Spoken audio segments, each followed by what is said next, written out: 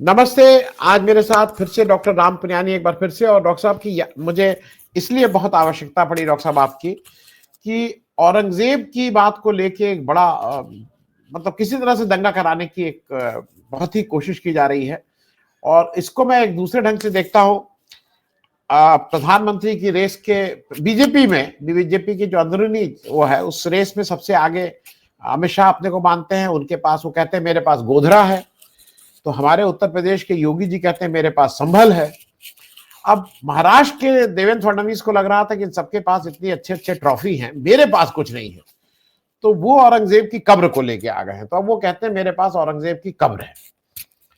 इस ऐसे वातावरण में मैं इसलिए इस बात को कह रहा हूं कि ये तो लगातार इलेक्शन, अब इलेक्शन हरदम आते रहेंगे, कभी यूपी होगा, कभी लोकसभा होगा, कभी इस बात को बिल्कुल प्रॉपर वो रखा जाएगा। लेकिन जो मुझे एक चीज आपसे समझनी है, वो बाइनरी बनाने की जो बीजेपी कोशिश कर रही है, वो शिवाजी वर्सेस औरंगजेब बनाने की कोशिश कर रही है। मैं थोड़ा कि इन दोनों की राइवलरी, क्या ये हिंदू मुस्लिम राइवलरी थी या ये पावर स्ट्रगल था, और फिर केवल औरंगजेब की बात, ये उनके कब्र को आप अगर उखाड़ने की बात कर रहे हैं और क्या क्या कर रहे हैं, ये कितना वाजिब है डॉक्टर साहब? जी देखिए, ये जो शिवाजी और औरंगजेब की बाइनरी की बात आपने कही, यही यहाँ कोशिश चल रही है।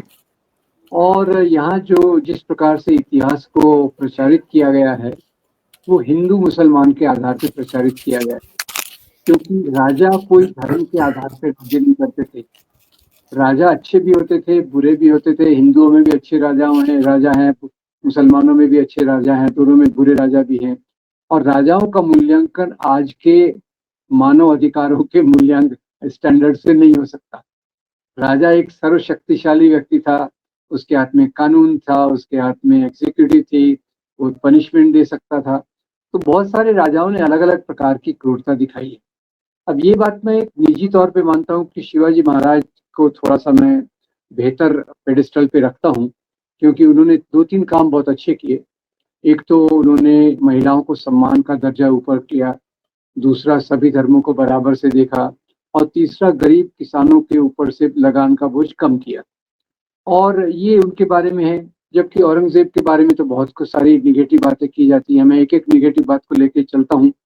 पहले जैसे जैसे कहते हैं वो बहुत क्रूर था, बाप को कैद किया, भाइयों को मरवा डाला। तो आनंद जी, मैं बताना चाहूंगा कि राजाशाही में सत्ता का परिवर्तन इसी प्रकार से होता था। अब औरंगजेब को चुन लिया गया है, पर आप कोई भी राजवंश देखिए, सम्राट अशोक जिनको हम इतना मानते हैं, वो अपने कितने भाइयों की हत्या करके सत्ता पर आए, ये याद रखिए। दूसरा, अभी जो फिल्म छावा चल रही है वो बताती है कि संभाजी महाराज के जो भाई थे राजा राम ने इनको जहर देने की कोशिश की। वो सफल नहीं हुई, ये बात और है, पर कोशिश तो हत्या करने की थी। अपने नेपाल में देखिए नेपाल में राजा ज्ञानेंद्र ने अपने भाई के पूरे अपने भाई के पूरे परिवार की हत्या कर दी।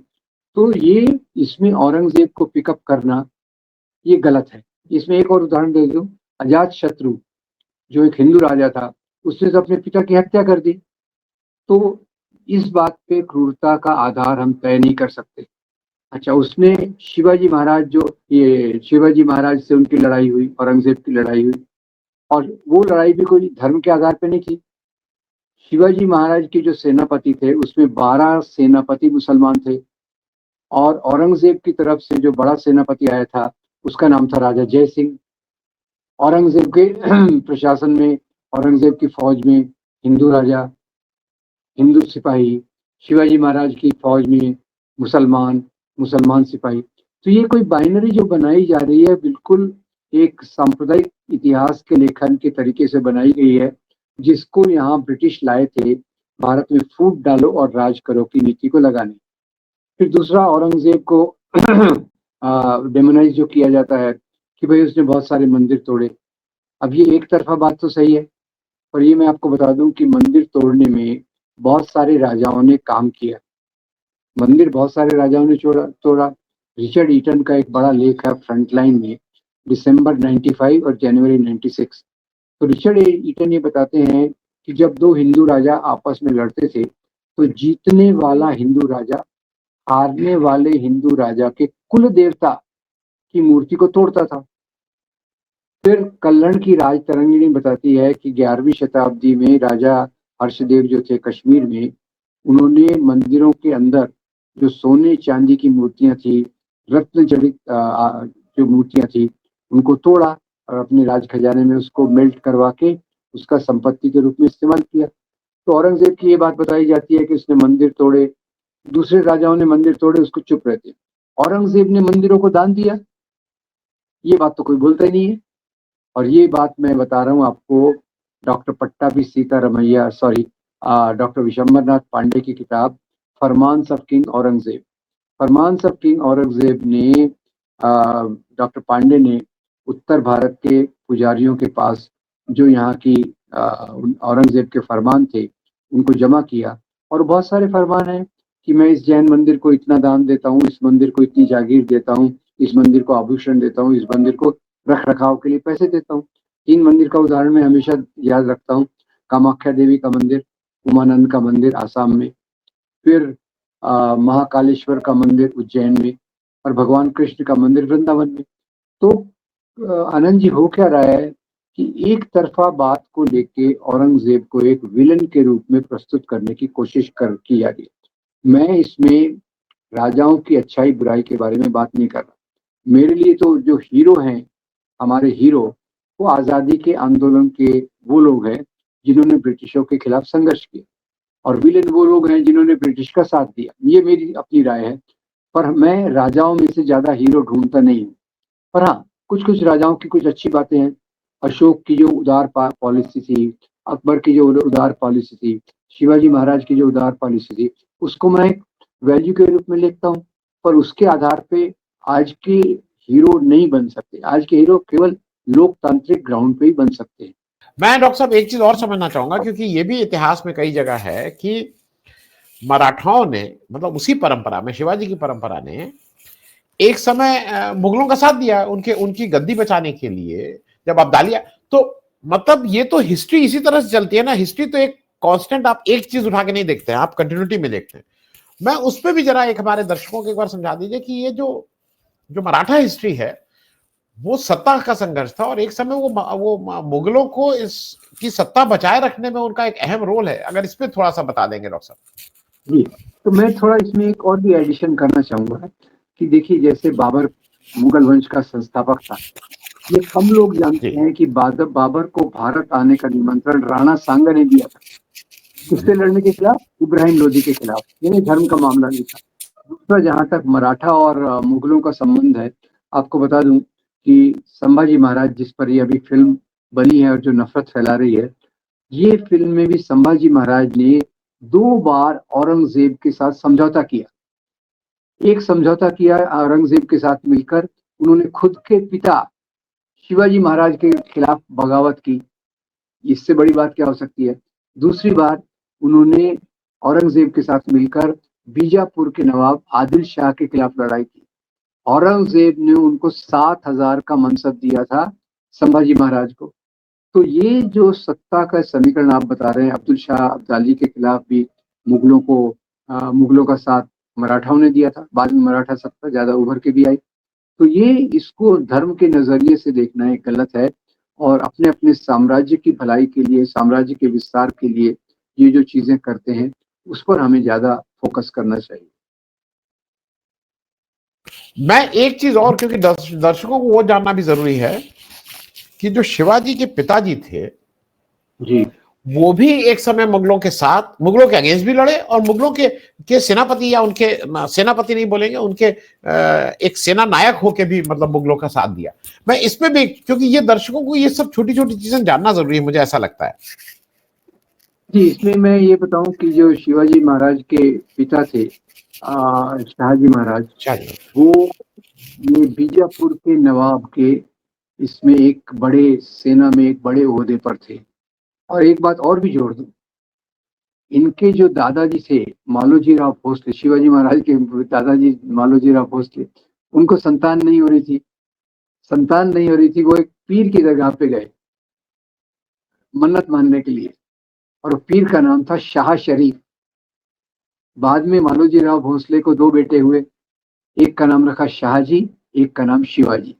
तो ये यहाँ की कहानी, एक का नाम शाहजी, एक का नाम शरीफ जी, और यही शाहजी शिवाजी महाराज के पिता थे। तो ये सवाल जो हिंदू मुसलमान के आधार पे इतिहास को देखने का तरीका है, ये एक नफरत फैलाने वाला इतिहास है। इसमें कोई सच्चाई भी नहीं है, और इतिहास के ज्यादा उदाहरण हम देखते गए तो हमको सब वही चीजें मिलेंगी। एक राजा दूसरे से संधि कर रहा है, दूसरा राजा तीसरे के खिलाफ लड़ रहा है। राजाओं को काम क्या था? किसानों से लगान वसूल करना, और दूसरा अपने राज्य का विस्तार करना। तो उसमें धर्म कहाँ से आ गया? धर्म का तो एक छोटा सा आस्पेक्ट कहीं तो भी मौजूद था, उसके अलावा धर्म के आधार पे ये बात नहीं चलती थी। जी, मैं अंतिम बात एक और करके इसको खत्म करूंगा डॉक्टर साहब। अभी आपने पूरा, तो मालूम नहीं आपके पास उतना धैर्य है कि नहीं, मोदी जी ने एक 3.25 घंटे का पॉडकास्ट किया। 3.25 घंटे का, मतलब आजकल लोग पिक्चर नहीं देखते हैं इतनी लंबी, उन्होंने पॉडकास्ट किया। वहां पे मैं इसलिए इस चीज को कर रहा हूं, मोदी जी ने वहां बड़े उससे बताया कि हमारी और चीन की सभ्यताएं एक है, हमारी कॉमन हिस्ट्री है, हम सब एक जैसे हैं, और एक समय दुनिया के 50% जीडीपी को हम और चीन कंट्रोल करते थे। लेकिन मोदी जी ये नहीं बताया कि वो कालखंड कब था जब भारत जो है वो जो दुनिया के उस जीडीपी को कंट्रोल करता था। इसमें भी अगर दर्शकों को बता दीजिएगा, फिर मेरे ख्याल में कंप्लीट हो जाएगी बात। ये देखिए, आपका बहुत अच्छा सवाल है, और मैं बताना चाहूंगा, औरंगजेब जिसको आज इतना बड़ा विलेन बताया जाता है, औरंगजेब के समय भारत का जो जीडीपी कंट्रीब्यूशन था, औरंगजेब के समय हाईएस्ट था 25%। हो सकता है मोदी जी उसी की बात कर रहे होंगे। औरंगजेब का 25%, चीन का 25%, तो इंडिया का 50%। ये मतलब इन दो देशों का मिला के 50%। यही बात हमारे मोदी जी कर रहे होंगे। और ये वो औरंगजेब का नाम तो ले नहीं सकते। औरंगजेब को तो केवल विलेन के रूप में बताना है। उसने जो उसके समय जो आर्थिक व्यवस्था इतनी मजबूत थी, और जो हमारा कृषि, दस्तकारी, टेक्सटाइल्स, इसकी जो प्रगति थी, ये उसके समय बहुत ऊंचे धरातल पे थी। तो ये जो आनंद जी, ये जो है, ये सेलेक्टिव हिस्टोरियोग्राफी का मामला है। सेलेक्टिव, आप चुन के एक बात बताइए जो आपको सूटेबल लगती है, और जो आपके ये फेवर में नहीं है, उस बात को भुला दीजिए। तो वही मोदी जी कर रहे हैं, और वही पूरी सांप्रदायिक राजनीति आज उसी के आधार से चल के मुसलमानों के खिलाफ नफरत पैदा करने का एक बड़ा कार्यक्रम चला रही है। ये उसी भाग का एक हिस्सा है।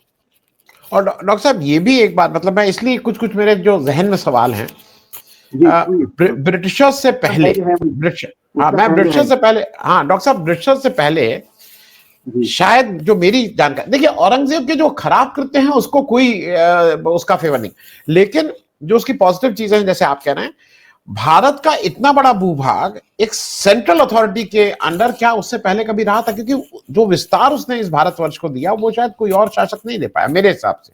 डॉक्टर साहब, ये थोड़ा अशोक इसके करीब था, और औरंगजेब का सबसे बड़ा था, क्योंकि इनका काबुल से लेके तो नीचे दक्षिण तक, और इधर आसाम से बर्मा से लेके तो इधर तक, आसाम बर्मा से लेके तो इधर तक था। ये सबसे बड़ा विस्तृत था। अशोक का भी काफी बड़ा था, पर शायद हो सकता है औरंगजेब का ज्यादा बड़ा। पर ये दो ही राजा हैं जिनके साम्राज्य बहुत बड़े भूभाग में फैले हुए थे, इसमें कोई शक नहीं। और उससे शायद दिल्ली का प्रशासन जो हुआ, उसी के आधार पे भविष्य के भारत की रूपरेखा बनी, इसमें भी कोई शक नहीं है। जी जी, थैंक्स सो मच डॉक्टर साहब बातचीत करने के लिए, क्योंकि ये छोटे छोटे कुछ चीजें थी जो मुझे लगा कि मैं आपसे एक बार उसको क्लैरिफिकेशन मैं अपना भी कर लूं और दर्शकों का भी हो जाएगा। बहुत बहुत धन्यवाद डॉक्टर साहब, थैंक यू। बहुत धन्यवाद आनंद जी। Thank you.